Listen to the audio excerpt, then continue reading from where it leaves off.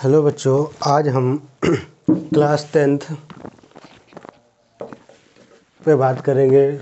10th class पे mathematics exam को देखते हुए 24 फरवरी से एग्ज़ाम है, तो आज हम टॉपिक पर बात करेंगे और प्रत्येक टॉपिक पर कौन सा क्वेश्चन आएगा उस पर बात करेंगे।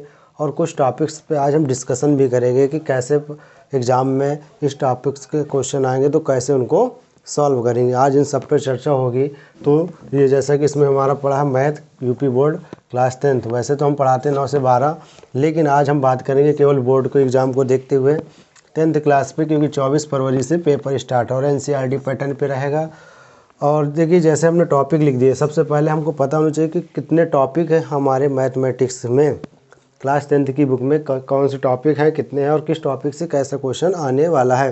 पहले जब तक हमको ये सारी चीज़ें नहीं पता होंगी तो हम लगाने से कोई फ़ायदा नहीं है। इसलिए हम पहले सबसे पहले इनको समझेंगे कि कौन से टॉपिक से कहाँ से क्वेश्चन आएगा, फिर एक एक टॉपिक के बारे में हम डिस्कशन भी करेंगे। तो देखो, पहला टॉपिक तो सभी को पता है कि ये क्या, वास्तविक संख्याएँ, जैसा कि क्या बोलते हैं, रियल नंबर्स। यहाँ से क्वेश्चन आएगा। फिर दूसरा पॉलिनोमियल यानी बहुपद। दूसरा तीसरा क्या, अगला चैप्टर है दो चर वाले रैखिक युग्म समीकरण। फिर इसके बाद द्विघात समीकरण है। फिर इसके बाद समांतर श्रेणियाँ हैं। फिर इसके बाद त्रिभुज है। फिर निर्देशांक ज्यामिति है। फिर त्रिकोणमिति का परिचय, इसमें त्रिकोणमिति है। फिर ऊंचाई एंड दूरी है। फिर इसके बाद सर्किल हो गया। फिर इसके बाद रचनाएं हैं। फिर वृत्तों से संबंधित क्षेत्रफल है। फिर इसके बाद पृष्ठीय क्षेत्रफल और सांख्यिकी, फिर लास्ट में प्रायिकता से भी एक क्वेश्चन आता है यहाँ से। यानी टॉपिक से सभी से क्वेश्चन आएंगे, तभी तो 100 मार्क्स होगा पूरा।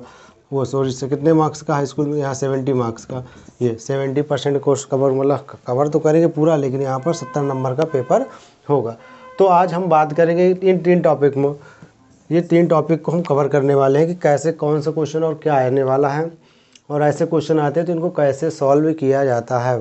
ठीक है, तो चलिए आज हम, तो सभी लोग समझ गए, यहाँ से उतार लिए होंगे क्वेश्चन कि कौन, मतलब क्वेश्चन कह रहे हैं यहाँ पर टॉपिक कि इस टॉपिक से मतलब कितने टॉपिक है टोटल। आज हम केवल बात करेंगे केवल सॉल्यूशन की टॉपिक को कैसे सॉल्व करते हैं। मतलब आज हम पहले, ठीक, उतार लीजिए, और शॉर्टकट पढ़ाएंगे, मतलब जो एग्ज़ाम ओरिएंटेड होगा वही आएगा। बाकी क्योंकि अब समय ज़्यादा बचा नहीं, क्योंकि 24 फरवरी से, क्योंकि हिंदी का पेपर है, इसका 3 मार्च को मैथ का पेपर है, इसलिए हम सोच रहे हैं कि स्पीड से सारे टॉपिक, तुम्हारे 3 टॉपिक एक बार में कवर करते हैं और इनको, इनकी समरी पढ़ते हैं, इनको क्या टॉपिक में है, फिर इसके बाद न्यूमेरिकल करेंगे और फिर इसके बाद फिनिश करनी है। चलिए चलो देखते हैं। तो पहला हमने टॉपिक लगाया यहाँ पर वास्तविक संख्याएँ। पहला हम टॉपिक पढ़ेंगे यहाँ पर, चैप्टर नंबर जो फर्स्ट होगा हमारा, वास्तविक संख्याएँ। वास्तविक संख्या यानी रियल नंबर्स को पढ़ेंगे आज हम, कैसे क्या होता है इसमें, कैसे क्वेश्चन आएंगे हमारे इसमें। देखो, वास्तविक संख्याएं, देखो वैसे तो संख्याओं के नंबर सिस्टम के बारे में सभी को पता होगा कि संख्याएं तो देखो, जैसे प्राकृतिक संख्या हो गई, यहाँ पर क्या हो गया, नेचुरल, यहाँ पर नेचुरल नंबर हो गया, फिर होल नंबर हो गया, फिर इंटीजर्स हो गए, फिर इसके बाद रेशनल नंबर हो गया, फिर इरेशनल नंबर हो गया, फिर इसके बाद कहीं पर रियल नंबर का नंबर आता है, ये रियल नंबर। तो ये सब पढ़ चुके हैं, ऐसे ग्राफ चल रहा आगे की ओर। फिर ये हम पढ़ते जाए, यहाँ पर रियल नंबर्स को लास्ट में पढ़ेंगे इसी से। फिर इसके रियल नंबर्स, अब ये सारी नंबर्स इसके अंदर हैं, रियल नंबर्स। फिर एक होता है इमेजिनरी नंबर, जो आगे की क्लासों में होगा। तो ये जितनी भी नंबर्स हैं, इन सभी नंबर्स इसके अंदर समाहित हैं। यानी ये नेचुरल नंबर को होल नंबर्स को इंटीजर्स को रेशनल नंबर को इरेशनल, और जितनी ये सभी संख्याएं हैं अगर इसमें देखा जाए तो ये वास्तविक संख्याएं बन जाती हैं। तो अगर कोई पूछता है कि यहाँ पर वास्तविक संख्या किसे कहते हैं, तो बता देंगे जितनी भी संख्याएं हैं, कहने का मतलब प्राकृतिक संख्या, पूर्ण संख्या, पूर्णांक, सभी मिलाकर ये पूरे होल जो होता है, ये सभी क्या कहलाती है, वास्तविक संख्या कहलाती है। अब यहाँ पर वास्तविक संख्या, पहले तो होता था टॉपिक में यूक्लिड डिवीजन मेथड, लेकिन वो अब नहीं है सिलेबस में। अब हमारे यहाँ पर इस टॉपिक में मेन है जो हमको पढ़ना है कॉन्सेप्ट बेस पे, कि जो पेपर के लिए एग्ज़ाम ओरिएंटेड है। इसमें हमें पढ़ना है कि अगर कोई संख्या है कि यहाँ पर परमेय संख्या है कि अपरमेय संख्या, इसके बारे में पढ़ना है। यानी कि परमेय और अपरमेय, 2 संख्या में मोस्टली यहाँ पर पढ़ना, परमेय और अपरमेय संख्या, इनको सिद्ध करेंगे। फिर इसके बाद इसमें अभाज्य संख्या, और देखो अभाज्य संख्या, यहाँ पर प्राइम फैक्टर पढ़ने हैं। कोई भी अगर संख्या होगी, इसका अभाज्य गुणनखंड करेंगे। क्या करेंगे, अभाज्य गुणनखंड करना है इनका, अभाज्य गुणनखंड करना। और इसके बाद अभाज्य गुणनखंड करने के बाद इसका हमें लासा निकालना है, एलसीएम और एचसीएफ पर बात करना है, जो इस टॉपिक में है। कहेगा कोई नंबर से दे देगा, कहेगा इसके अभाज्य गुणनखंड करने पर बताइए इसका लासा और मासा क्या होगा। और फिर इसके बाद जो मेन होगा, अगर तुमको लासा मासा निकालना आ गया तो दो संख्या और लासा मासा में एक रिलेशन होता है, संबंध आएगा, उसके बारे में हमें बात करनी है। जैसे अगर सपोज करो तुम्हें यहाँ पर गिवन है, एलसीएम भी गिवन है और एचसीएफ भी गिवन है, और इनमें से दो संख्या है, मान लीजिए पहली संख्या और एक संख्या और है, मतलब पहली संख्या एंड दूसरी संख्या, दो संख्याएँ हमको गिवन है, दूसरी संख्या गिवन है।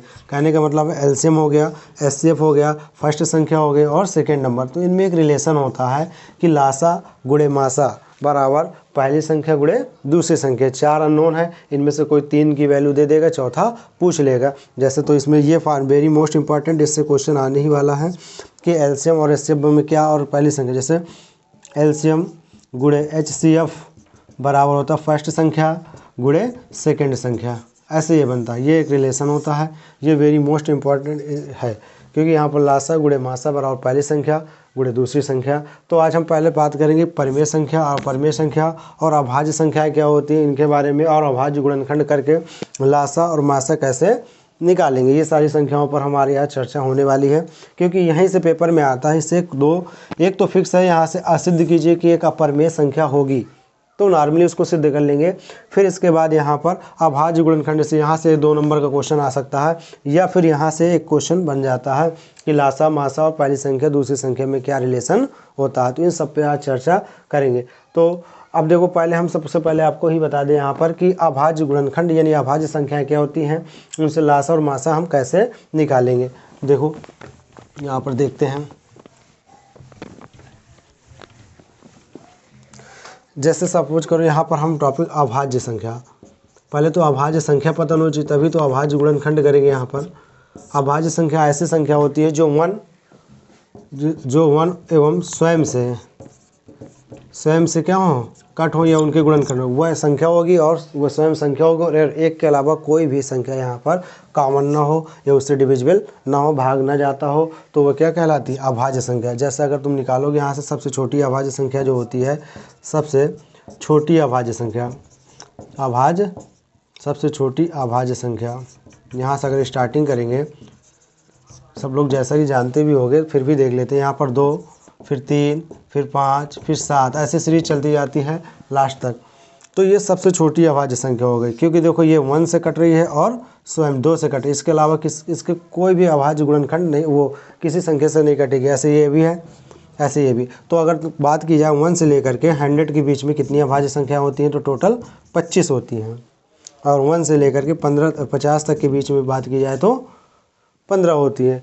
तो हम ये अभाज्य संख्या, अब हमको इसके प्राइम फैक्टर करना है। जैसे कोई संख्या मान लीजिए सपोज करो ये 64 दे दिया या 24 दे दिया, अब वो कहेगा 24 और 36 कह देगा इसका लासा और मासा निकालिए अभाज्य गुणनखंड विधि द्वारा। तो हम टॉपिक पे आएंगे, यहाँ पर लासा कैसे निकालते हैं और मासा कैसे निकालते हैं।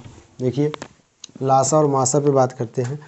एलसीएम लीस्ट कॉमन फैक्टर और एक होता है एचसीएफ हाईएस्ट कॉमन फैक्टर, ये 2 चीज़ें हैं।